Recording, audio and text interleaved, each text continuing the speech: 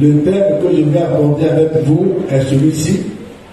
Continue d'espérer en ce mois de Kislev, car ton Dieu interviendra au dernier moment. Gloire à Dieu. Prenez Job 19, du verset 25 au verset 27. Mais je sais que mon Rédempteur est vivant et qu'il se lèvera le dernier sur la terre. Quand ma peau sera détruite, il se lèvera. Quand je n'aurai plus de chair, je verrai Dieu.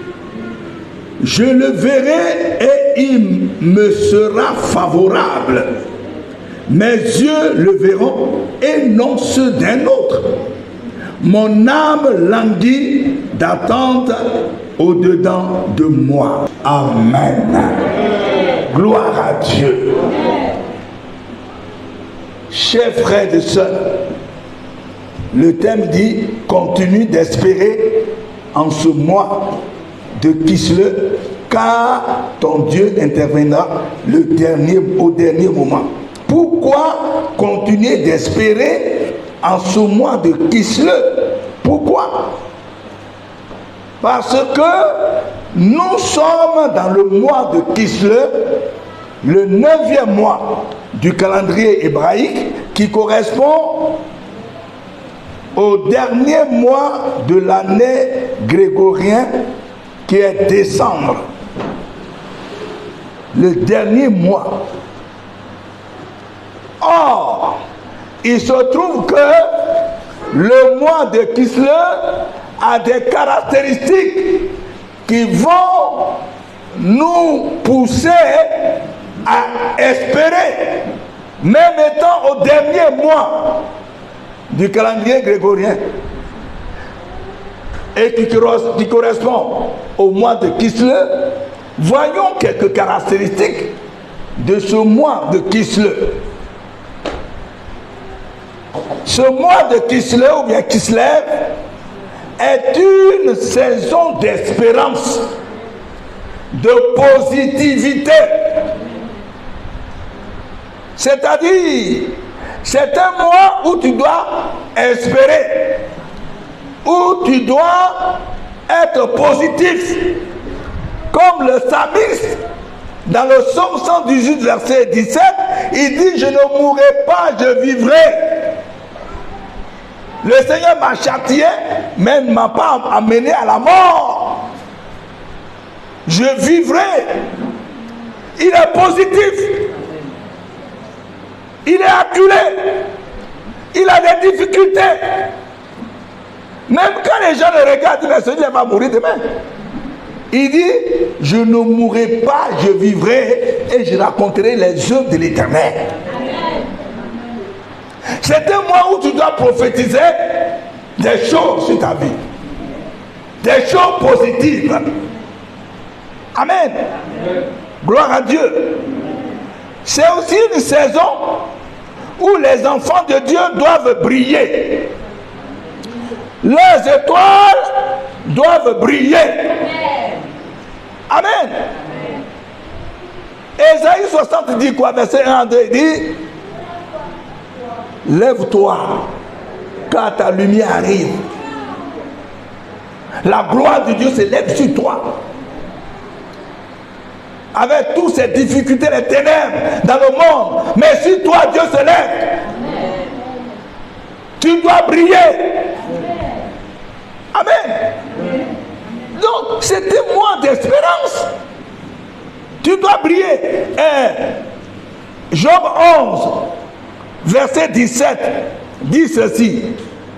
Tes jours auront plus d'éclat que le soleil à son midi. Tes ténèbres seront comme la lumière du matin. Les ténèbres qui étaient dans ta vie doivent se changer en lumière. La lumière de Dieu doit chasser les ténèbres. Les ténèbres qui ressemblent aux difficultés, à la pauvreté, l'échec, le non-accomplissement, au célibat, aux maladies, ça doit disparaître. Et en ce mois de Kislev, en ce mois de décembre, Les choses doivent changer. C'est ça, c'est de ça les questions. Amen. Quelqu'un m'a dit, mais depuis janvier jusqu'à maintenant, je n'ai rien vu. Ah, mon ami, si tu continues de croire, d'espérer, tu vas avoir quelque chose avant le 31. Votre main est petite.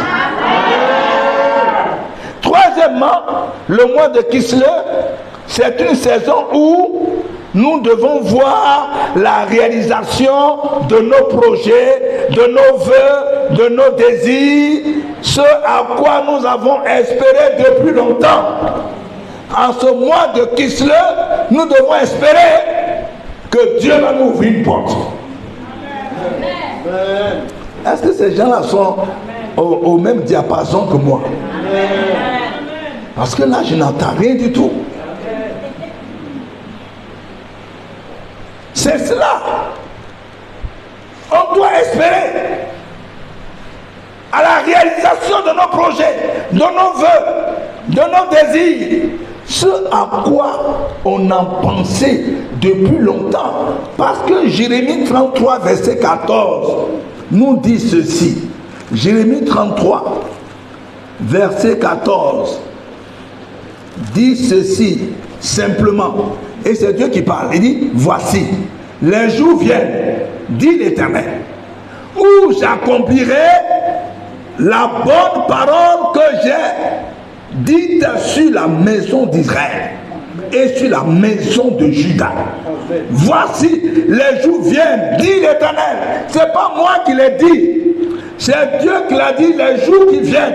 Pour toi, les jours qui viennent là, ce sont ces jours du mois de Kislev, de décembre. Ces derniers jours là, où j'accomplirai la bonne parole que je t'ai dite. Dieu t'a fait une promesse. Dieu t'a dit quelque chose, dit d'espérer. En ces jours, il va accomplir ses paroles dans ta vie. Est-ce que je peux entendre un bon amen qui va me faire croire que vous croyez à ce que Dieu dit? Si c'est moi qui le dis, il faut pas m'écouter. Mais si c'est Dieu, si c'est sa parole, il faut y croire. Amen. Il n'a jamais menti. Gloire à Dieu. Amen. C'est également un temps d'enfantement, de fécondité, d'enfantement de nos bénédictions. Amen. C'est une saison d'abondance. Une saison d'abondance où Dieu dit, j'ouvrirai les écluses des cieux. Hein? Comme cela est écrit dans le psaume 78. Prends le psaume 78 à partir du verset 23. Il est écrit ceci. Il commanda au nuage d'en haut et il ouvrit les portes des cieux. Il fit pleuvoir sur eux la manne pour nourriture. Il leur donna le blé du ciel. Ils mangèrent tous le pain des grands. Est-ce qu'il y a quelqu'un qui veut manger le pain des grands? C'est une expression. C'est-à-dire que Dieu va tellement te bénir que même ta nourriture va changer. Il leur envoya de la nourriture à satiété. Il fit souffler dans les cieux le vent d'Orient. Le vent d'Orient va souffler en ce dernier mois. Le vent d'Orient va souffler sur ta vie, sur ta maison. Et il amena par sa puissance le vent du midi. Amen. Verset 29, ils mangèrent et se rassasièrent abondamment. Dieu leur donna ce qu'ils avaient désiré. Alléluia. Je prie que Dieu te donne ce que tu as désiré. Ton désir depuis longtemps, le désir de ton cœur soit accompli en ce dernier jour du mois de décembre. Amen. Gloire à Dieu. C'est de ça il est question. Espérez en ce mois de Kislev. Parce que ton Dieu se lèvera le dernier. Amen. Amen. Dieu interviendra au dernier moment. Cela nous permet maintenant de revenir sur notre texte. Job 19, versets 25 à 27. Mais je sais que mon Rédempteur est vivant et qui se lèvera le dernier sur la terre. Quand ma peau sera détruite, il se lèvera. Quand je n'aurai plus de chair, je verrai Dieu. Je le verrai et il me sera favorable. Mes yeux le verront et non les yeux de quelqu'un d'autre. Mon âme languit d'attente au-dedans de moi. Alléluia. Ça c'est Job dans les difficultés. Ses amis sont venus l'accuser. Ses amis sont venus, vous savez, quand on a des problèmes, ses amis disent certainement tu as péché. Tu as péché. Non, on pensait que c'était un responsable d'église. On pensait que c'était notre défensier dans la foi.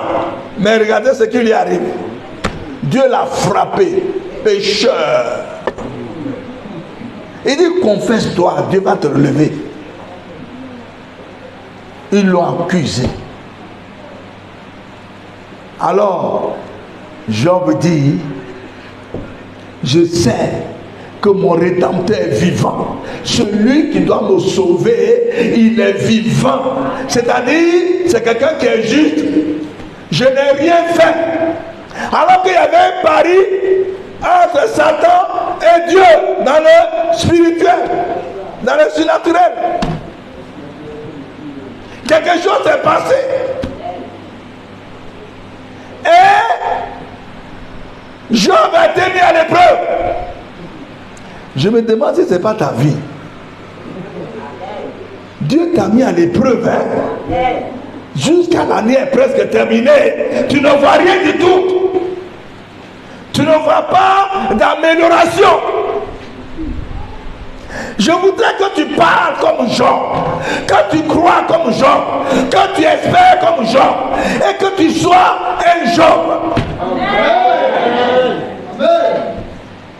Il dit, ton Dieu va se lever au dernier moment, au moment où personne n'y croit, au moment où personne ne s'attend cela, au moment où tout le monde dit c'est fini pour toi, c'est là que Dieu va intervenir.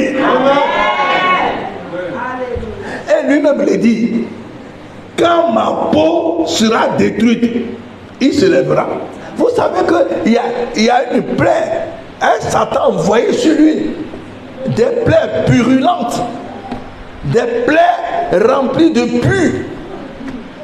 Et il est obligé de prendre un morceau de canari pour se gratter la peau. Et puis on voit le sang couler. Mais il dit, quand ma peau sera détruite, il se lèvera. Dieu se lèvera. Pour lui, il sait que Dieu, il croit que Dieu ne va pas le laisser terminer mal comme ça. C'est pas possible. Amen. Quand je n'aurai plus de chair, je verrai Dieu. Le diable n'a qu'à faire ce qu'il veut. Les sorciers, qu'ils fassent tout leur simagrée, leur incantation, leur fétiche, leur maraboutage, leur occultisme, leur sorcellerie, qu'ils pratiquent tout ça. Mais ce que je sais, que mon Dieu se lèvera au dernier moment où les gens n'y croient pas. Même les gens qui disent c'est fini pour toi, laisse affaire de Dieu là, c'est fini. Dis-leur, mon Dieu se lèvera au dernier moment. Alléluia. Mes yeux, quand je n'aurai plus de chair, je verrai Dieu. Je le verrai. Et il me sera favorable. Oh, quelle foi, quelle espérance. Quelqu'un qui est en train de mourir. Il dit, Dieu me sera favorable. Il est en train de mourir. Même sa femme dit, maudit Dieu et meurt. Dieu t'a abandonné, maudit-le. Et meurt. C'est-à-dire, la petite foi de sa femme là, c'est fini. Maudit Dieu et meurt. Mais lui il dit, ceci, je le verrai et il me sera favorable. Mes yeux le verront et non ceux d'un autre. C'est moi-même qui vais témoigner de ce Dieu-là, moi-même. C'est pas quelqu'un d'autre. Ça veut dire quoi? Ça veut dire qu'il ne va pas mourir. Pour lui, il ne va pas mourir. Amen. Je te dis aussi que toi, tu ne vas pas mourir. Les gens te fatiguent. Ils veulent que tu meurs pour que ton étoile ne brille pas. Mais tu ne vas pas mourir. Ils vont te fatiguer. Ils vont te mettre en retard par rapport au programme de Dieu. Mais tu ne mourras pas. Ils ne pourront pas détruire le programme de Dieu. Ils ne pourront pas éteindre ton étoile pour toujours. Ils vont te retarder. Ça, Dieu le permet. Pour ton instruction. Mais Dieu n'a pas dit que tu vas mourir. Amen. Je vous dis, il va le voir avec ses propres yeux, pas les yeux de quelqu'un d'autre. Ça veut dire quoi? Ça veut dire il faut faire tes propres expériences. Il ne faut pas prendre le témoignage de quelqu'un pour aller dire quelque part. Toi-même, qu'est-ce que Dieu a fait dans ta vie? Comment Dieu t'a sauvé? Comment Dieu t'a relevé? Comment Dieu est intervenu dans ta vie au moment où tu n'avais personne n'y croyait? C'est de ça la question. Vous avez vu le petit David? Il dit à Saül, c'est vrai, je suis petit, je suis jeune. Mais écoute-moi bien, ce que Dieu a fait pour moi derrière les moutons. Dans la brousse là-bas, seul, petit. Je n'ai pas encore 20 ans. Mais regarde les expériences que j'ai faites.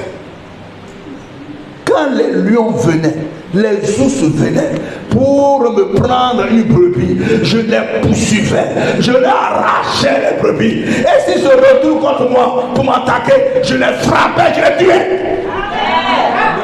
Avec mes petits mains que tu vois là. C'est Dieu, ce même Dieu qui m'a secouru devant les lions, devant les ours. Il va me donner la force pour tuer ce Goliath. C'est ainsi concis que tu vois là. Moi, je vais le tuer et je couperai sa tête. Les expériences font mûrir. Si tu n'as pas fait d'expérience avec Dieu, tu trembles. Dès qu'il y a un problème, tu trembles. Mais quand tu es passé par les épreuves, par les difficultés, tu n'as plus peur de rien. Amen. Tu es devenu un homme aguerri, un homme fait, une femme faite. Après avoir souffert pour un peu de temps, il vous perfectionnera lui-même. Et jusqu'à ce que vous rendre inébranlable. 1 Pierre 5, verset 10. Il vous rendra inébranlable. Les épreuves, mes amis, ça nous rapproche de Dieu. Ça nous rapproche de Dieu. À chaque fois que tu as des problèmes et que tu vois l'intervention de Dieu, tu te demandes, ah non, dans ma position là, Dieu aussi me connaît. Amen. Amen. J'ai rendu visite à un frère qui est dans la politique. Et puis, il était en train de m'égrener combien de fois Dieu l'a sauvé de ses adversaires politiques. Quand il parlait, il pleurait. Pourquoi? Parce que lui ne pensait pas que Dieu puisse le connaître ainsi et le délivrer. Ça va t'arriver. Toi-même, tu seras dans la confusion. Toi-même. Tu seras dans la confusion. Amen. Quand Dieu n'intervient pas, on dit, nous-mêmes on dit que Dieu nous a oubliés. Il est en retard. Mais il dit, au temps favorable, 2 Corinthiens 6, verset 2. 2 Corinthiens 6, verset 2. Au temps favorable, je t'ai exaucé. Au temps favorable, je t'ai exaucé. Au jour du salut, je t'ai secouru. Et puis il dit, voici maintenant le temps favorable. Voici maintenant le jour du salut. Maintenant, c'est-à-dire depuis que tu as prié là, il dit maintenant, moi ce maintenant là, je le prophétise pour toi. C'est ce mois de Kislev, ce mois de décembre. C'est ça que maintenant je prophétise sur ta vie. Voici maintenant le mois de ta bénédiction, le mois de ton relèvement, le mois de ta délivrance, le mois de ta prospérité, le mois où les portes vont s'ouvrir pour toi. C'est ce mois de Kislev, ce mois de décembre. N'est-ce pas le dernier mois de l'année grégorien? C'est là que Dieu va se lever pour toi. Alléluia. Gloire à Dieu. Sion disait, l'Éternel m'abandonne. Ah, le Seigneur m'oublie. Et Dieu répond, une femme oublie-t-elle l'enfant qu'elle allait? N'a-t-elle pas pitié du fruit de ses entrailles? Et puis il ajoute, quand elle oublierait, moi je ne t'oublierai point. Parce qu'il y a beaucoup de femmes, de jeunes filles qui oublient leurs enfants. On les jette dans les rues, dans les poubelles, même dans les cabinets, dans des puits. Parce que c'est un enfant qui n'a pas été désiré. On le jette. Dieu dit, même si une femme abandonne son enfant, moi, je ne vais point t'oublier, t'abandonner. Il dit, voici, je t'ai gravé sur mes mains. Tes murs sont toujours devant mes yeux. Dieu dit que tu es devant ses yeux avec tous tes problèmes, tous tes besoins. Il regarde chaque matin, il regarde, il n'a pas oublié. Il regarde même tes prières, il regarde tes besoins. Depuis janvier, il a commencé à regarder. Il ne t'a pas oublié. Personne ne me dit Amen. Il va intervenir dans ta vie au moment où tu t'attends le moins. Dieu là, c'est comme ça il est. C'est pourquoi ceux qui prophétisent avec les dates sont toujours dans la confusion. Parce que nos dates ne sont pas les dates de Dieu. Nos jours ne sont pas les jours de Dieu. Nos mois ne sont pas les mois de Dieu. Amen. Amen. Gloire à Dieu. Amen. Il dit, je connais les projets que j'ai formés sur toi. Des projets de paix et non de malheur pour te donner un avenir et de l'espérance. Jérémie 29, verset 11. Je connais. Et vous savez à quel moment Dieu parle? Il a parlé ainsi. C'est quand le peuple de Dieu était à Babylone comme esclaves, en train de souffrir, on était en train de les mater. Et Dieu leur dit, les projets que j'ai formés sur vous, moi-même je sais. Projet de bonheur, non de malheur. C'est vrai que tu passes par le malheur, parce qu'il faut que tu passes par là. Mais derrière, il y a le bonheur. Derrière se cache ton avenir. Ce qui t'arrive là, derrière se trouve ton avenir. Ton avenir est derrière. Ta souffrance, ton humiliation, que se trouve derrière ce que tu ne vois pas. Tu ne vois pas. Mais Dieu m'a envoyé pour te dire que derrière ta souffrance se trouve le bonheur. Ton avenir ne serait pas vain. Ton attente ne serait pas vaine. Ton espérance ne serait pas vaine. Parce que ce que tu es en train de vivre va t'amener vers l'accomplissement de ta destinée comme Joseph. Ses frères pensaient lui faire du mal. Il dit, mais ce jeune homme-là, il veut être plus grand que nous. Attrapez-le, tuez-le. On va voir ce qui va devenir son avenir.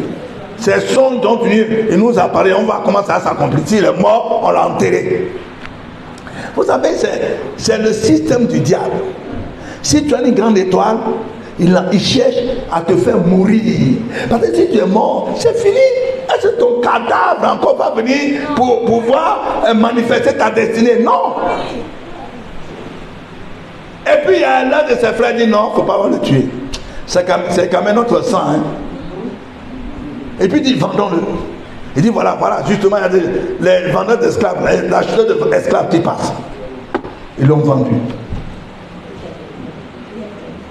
Et Dieu l'a conduit en Égypte. Mais Joseph ne savait pas que c'est en Égypte qu'il allait devenir grand. Il ne savait pas. Amen. Amen. Les sorciers t'ont poursuivi. Ils t'ont chassé, poursuivi, jusqu'à tu t'es retrouvé ici. C'est pas à cause des épreuves, les attaques qui t'ont amené ici. Tu dis, amenez cela, il y a un combat spirituel. Alors on va se cacher un peu là-bas. Amen. Gloire à Dieu. Amen. Ah, il y a quelqu'un qui me comprend bien, plusieurs me comprennent. Ah, même Kwame qui vient d'arriver, il comprend. C'est Dieu qui fait ça. C'est Dieu qui t'a amené là. Il te pousse vers l'accomplissement de ta destinée. Il n'y a pas d'accomplissement de destinée sans combat, sans délivrance, sans restauration. C'est pourquoi il t'a amené ici. Amen. Tu as parcouru beaucoup d'églises avant d'arriver ici. Tu penses que c'est un hasard? Ce n'est pas un hasard. Amen. Gloire à Dieu. Tu as un avenir. Il faut dire à ton voisin, j'ai un avenir qui va s'accomplir. J'ai un avenir qui va s'accomplir. Dis, regarde-moi bien. Regarde-moi bien. Regarde-moi bien.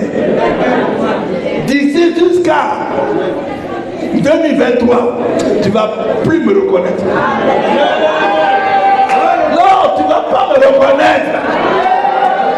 J'ai un avenir qui doit s'accomplir. Parce que j'espère en cela.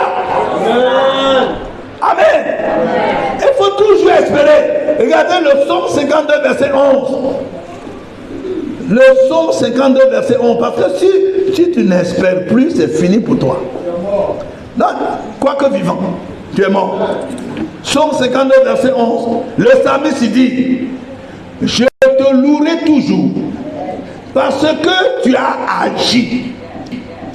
Et je veux espérer en ton nom parce qu'il est favorable en présence de ses fidèles. Dieu agit toujours, même si tu ne le vois pas. Il agit pour toi. Autrement dit, si tu serais déjà mort. Et le samedi, je vais toujours espérer. Parce que ce Dieu-là, il agit. Il agit au milieu de ses fidèles. Il n'a jamais oublié personne. Il agit, j'espère. Maintenant, je vais vous rappeler l'histoire du chef de la synagogue, qu'on appelle Jairus.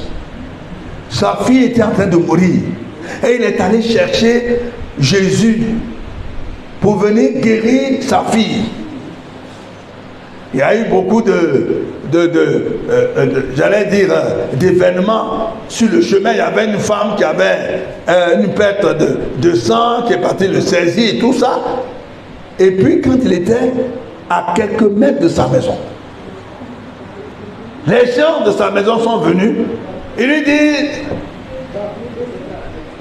chef de synagogue, ce n'est plus la peine d'importuner le maître. Ta fille est déjà morte. Laisse le maître tranquille, il va retourner chez lui. Et Jésus a dit ceci. Ne les écoutez pas. Crois seulement. Attendez, je vais retrouver le passage parce que je pense que j'ai oublié un mot. Marc 5, verset 37. Il a dit ceci, verset 37. Et il ne permit... Non, 36. Mais Jésus, sans tenir compte de ses paroles, dit au chef de la synagogue, ne crains pas, crois seulement. Sans tenir compte des paroles négatives qu'il a entendues. Oh, je ne sais pas qu'est-ce que les gens t'ont dit. Qu'est-ce qu'ils te disent chaque jour? Ton affaire de Dieu là, ça ne va pas, laisse tomber. Viens avec nous. Tu as prié jusqu'à ça ne va pas. Il faut laisser. Hein? J'ai un bon marabout là. Un bon prophète. Lui, il a solution en tout. Laisse ton histoire d'église, il n'y a rien dedans. Donc voilà. Tout n'évolue pas. Ta situation n'évolue pas. Mais qu'est-ce que tu fais à l'église? Beaucoup de gens sont découragés en entendant ces paroles. Oh, c'est le diable. Le plus souvent, vous allez voir, c'est une vraie copine, vraie amie qui va venir vous dire ça. Même une soeur d'église peut vous dire ça. Un frère d'église peut vous dire ça. Utilisé par le diable pour vous décourager. Mais Jésus te dit ce matin, crois seulement. Amen. Ne crains pas, ne les écoute pas, ne les écoute pas. Crois seulement. Si tu crois, quelque chose va t'arriver de bien. Amen. Mais regardez dans Jean 11, versets 39 à 40. Jean 11, 39 à 40. Jésus arrive devant la tombe de Lazare. Il dit, roulez la pierre, ôtez la pierre. La pierre qui ferme le tombeau. Sa sœur Marthe dit, non, Jésus, peut-être faire une petite prière. Et puis on va partir. Non, il est déjà mort. Ça sent déjà, ça fait 4e jour. Sur le plan scientifique, 4e jour, la décomposition a commencé. Il ne faut pas en bas ôter et puis on va avoir des problèmes ici de respiration. C'est fini pour lui. Ce n'est plus la peine. Qu'est-ce que Jésus lui a dit? Il dit, je ne t'ai pas dit que si tu crois, tu verras la gloire de Dieu. Tu as devant toi celui qui a la vie et la mort entre ses mains. Et tu dis non, ce n'est pas la peine. Toi-même aussi, tu marches avec celui qui a la vie et la mort entre ses mains. Qu'on appelle Jésus-Christ le roi des rois, le Seigneur des seigneurs, le lion à tribu de Juda. Tu marches avec lui et tu as encore des craintes pour ta position, pour le cas que tu vis. Fais-lui confiance. Il a toujours le dernier mot dans tout ce que les gens vont faire, dans tout ce que Satan, ses démons, les sorciers vont faire. Il a toujours le dernier mot. Ne crains rien, il ne t'a pas oublié. Même toi qui m'écoutes, qui m'écoute, Dieu ne t'a pas abandonné. Celui qui a la vie et la mort entre ses mains, celui qui a vaincu Satan et ses démons, celui qui les a dépouillés, il a dépouillé les dominations, les autorités, il les a livrés publiquement en spectacle. Il a triomphé d'eux par la croix. Par sa croix, il a triomphé de ses ennemis. Il a triomphé des sorciers, des satanistes. Tous ceux qui sont en train de t'opprimer, qui sont en train de t'oppresser, il les a vaincus à la croix. C'est pourquoi crois seulement. Amen. Ne regarde pas ton programme personnel. Dieu n'a que faire de ton programme. Dieu n'a que faire de ton temps. C'est son temps qui compte. Et je te dis, il m'a envoyé de te dire que ton temps est presque arrivé. Le temps où il va se lever, le dernier pour toi. Ce temps est presque arrivé. Crois, espère, crois, espère.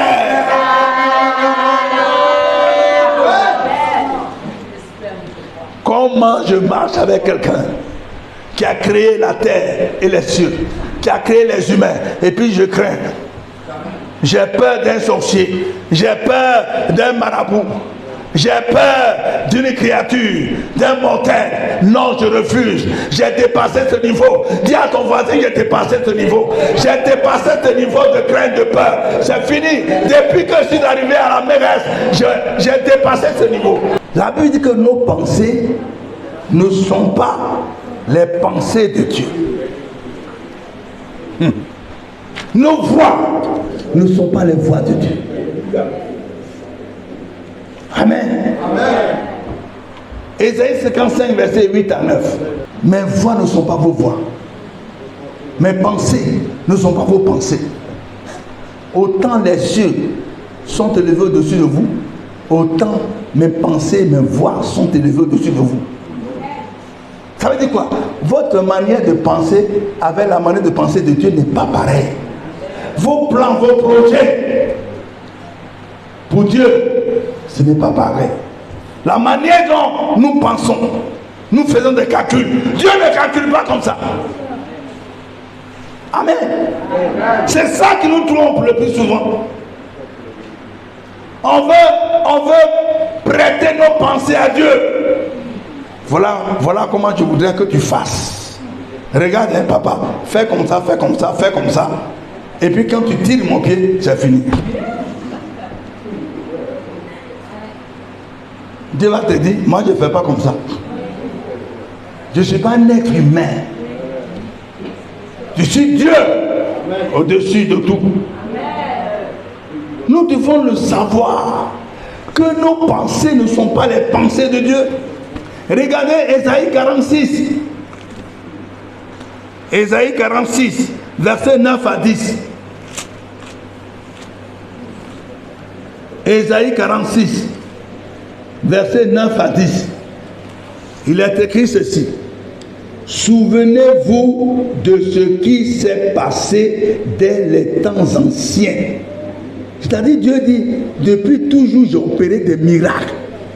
Depuis les temps anciens. Car je suis Dieu et il n'y en a point d'autre. Je suis Dieu et nul n'est semblable à moi.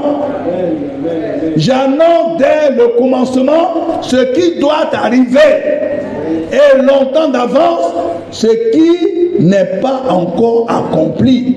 Je dis, mes arrêts subsisteront et j'exécuterai toute ma volonté. Amen. Je suis Dieu et c'est présenté. Toute ma volonté sera accomplie dans ta vie. C'est pas ce que tu es en train de voir dans ta vie. C'est pas ça que j'ai prophétisé pour toi. C'est pas le projet que j'ai mis sur toi. Non. Ce que j'ai prévu pour toi, ça va s'accomplir. Parce que je suis Dieu. En dehors de moi, il n'y a point d'autre Dieu. Pourquoi avoir le regret de me suivre? Les gens qui disent, je savais, je n'ai pas suivi Dieu. Est-ce que les gens n'ont pas muré au désert, devant la mer? Pourquoi il ne nous a pas laissé être esclaves, continuer d'être esclaves en Égypte et manger des concombres? Ouais, c'est avec les Arabes là, le monde arabe, ils aiment concombre. Hein? Ouais, ils aiment beaucoup ça. Or pour nous, c'est n'importe quoi. Or pour eux, ça leur donne beaucoup de force. Frères et sœurs, je voudrais que tu crois en ce Dieu-là. Ce Dieu-là, il ne va pas t'oublier. Il ne t'a même pas oublié. Le psaume 31, verset 16. Psaume 31, verset 16 dit ceci. Mes destinées sont entre tes mains. Oui, mes destinées sont entre tes mains. Protège-moi de mes persécuteurs et de mes ennemis. Si quelqu'un sait que sa destinée est entre les mains de Dieu, il va te croire. Ma destinée est entre tes mains.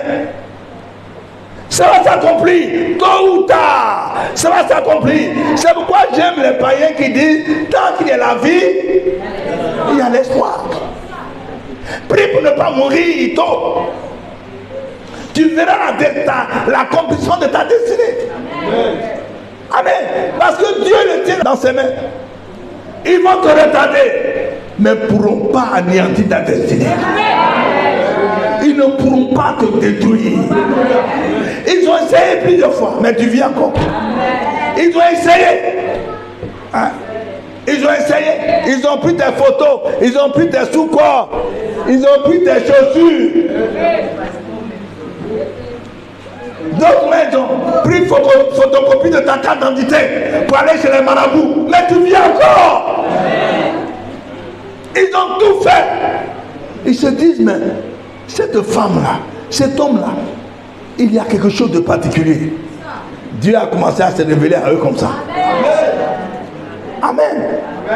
Gloire à Dieu. Je voudrais que tu retiennes ceci, même si tu as tout oublié. Jérémie 31, verset 17. Jérémie 31, verset 17. Ésaïe 60, verset 1 à 2. Ésaïe 60, verset 1 à 2. Daniel 12, verset 3. Daniel 12, verset 3. Daniel 12, verset 3 qui dit, tous ceux qui sont bien comportés brilleront comme des étoiles. Et Jérémie 31, verset 17, la première partie dit,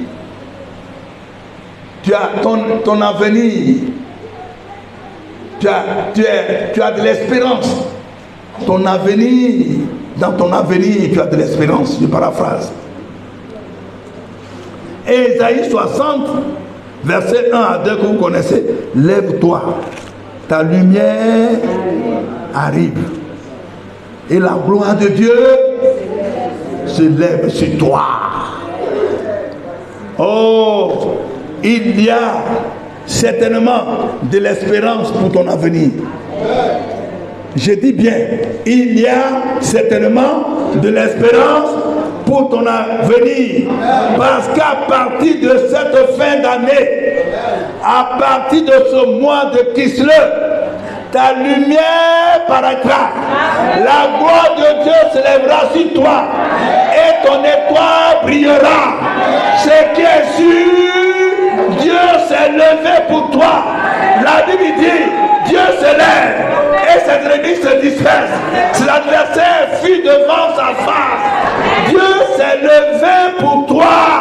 En ce dernier mois du calendrier grégorien, en ce dernier mois de l'année 2022, ce deuxième mois qui se lève, Dieu s'est levé pour toi.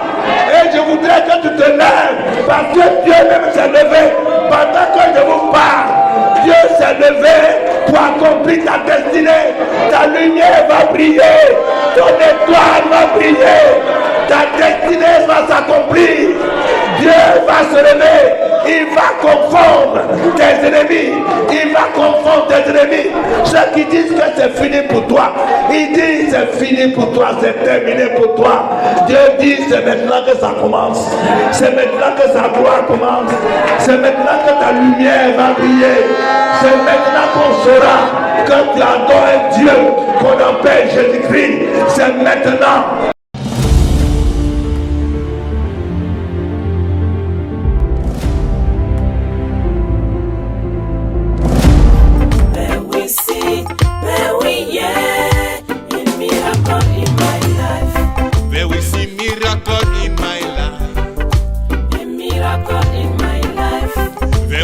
Miracle in my